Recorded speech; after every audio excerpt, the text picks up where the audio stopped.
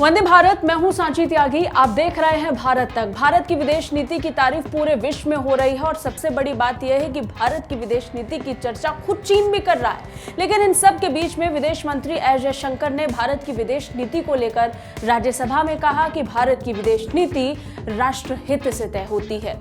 और सिर्फ इतना ही नहीं, एक अन्य कार्यक्रम में विदेश मंत्री एस जयशंकर ने पाकिस्तान और उसके अलावा आतंकवाद और अलगाववाद को लेकर के भी बयान दिए, जिसमें उन्होंने कहा कि भारत अब अपनी विदेश नीति के हिसाब से पूरे विश्व में एक बहुत मजबूत स्थान बना चुका है। क्या कुछ कहा उन्होंने अपने बयान में, आगे आपको रिपोर्ट में बताएंगे। दरअसल विदेश मंत्री एस जयशंकर ने दिल्ली के सेंट स्टीफन के विशिष्ट एलुमनाई वार्षिक लेक्चर में संबोधन के दौरान कहा कि विदेश नीति सिर्फ व्यतीत स्थितियों में ही काम नहीं आती, बल्कि इसका असर आपकी सुरक्षा, नौकरी, आपकी जिंदगी की गुणवत्ता और आपके स्वास्थ्य पर भी असर डालती है। The influence of external events will be very considerable. There are few activities that are immune from the globalized world. Bharat की सफल विदेश नीति का शोर पूरी दुनिया में सुनाई पड़ रहा है।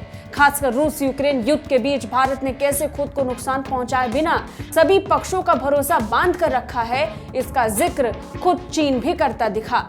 भारत की सफल विदेश नीति का राज क्या है? यह सवाल वैश्विक राजनीति में खूब गूंज रहा है। हालांकि अब इसका जवाब मिल गया है। खुद विदेश मंत्री एस जयशंकर ने विदेश नीति की जरूरत पर बल देते हुए कहा कि विदेश नीति का सीधा असर कई क्षेत्रों पर पड़ता है, जिसका संबंध प्रत्येक व्यक्ति से होता है। हालांकि इस बीच आतंकवाद और नफरत फैलाने वालों को भी विदेश मंत्री ने सख्त संदेश दिया। A very different challenge is being faced on our western boundary vis-à-vis Pakistan. On that front, the initial goal of diplomacy was to expose and delegitimize Pakistan's cross-border terrorism.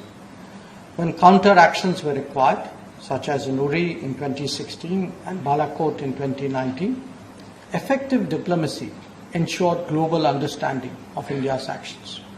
Where China was concerned, the diplomatic interactions that are going on in parallel to the military standoff since May 2020 illustrate that foreign and defense policies are really joined at the hip. Here too, the value of global support and understanding is self-evident. साल 2020 में गलवान में चीन के साथ हुई मुठभेड़ के बाद भी शांति के साथ चीन से बातचीत जारी है, जो सफल विदेश नीति का ही उदाहरण है। विदेश मंत्री एस जयशंकर ने आगे भारत के आंतरिक माहौल को खराब करने वालों पर भी निशाना साधा। उन्होंने कहा कि आंतरिक शांति को भंग करने का सबसे बड़ा कारण पड़ोसी देश से समर्थित अलगाववाद है। Has often been troubled by insurgent groups operating in the neighborhood.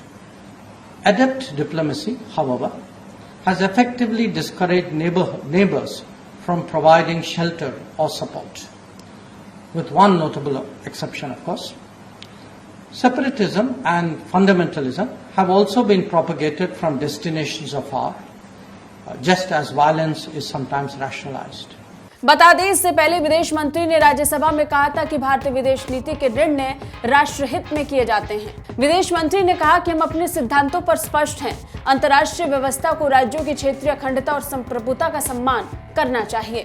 कुल मिलाकर रक्षा नीति और कूटनीति का यह गठजोड़ किस तरीके से विदेश नीति को सफल साबित कर रहा है, वो अब देखने को मिल रहा है और इसकी तारीफ तो खुद चीन भी कर रहा है। और विदेश मंत्री एस जयशंकर ने स्पष्ट तौर पर अपने बयान के जरिए से चीन, पाकिस्तान और अलगाववाद को बढ़ाने वालों को सख्त संदेश दे दिया है कि भारत अब अपने पक्ष को मजबूती से रखना जानता है और अपने पक्ष से वो डगमगाएगा नहीं। ये रिपोर्ट कैसी लगी आपको, नीचे कमेंट करके जरूर बताइए। बाकी रक्षा विदेश मामलों से अपडेट रहने के लिए देखते रहिए भारत तक। जय हिंद।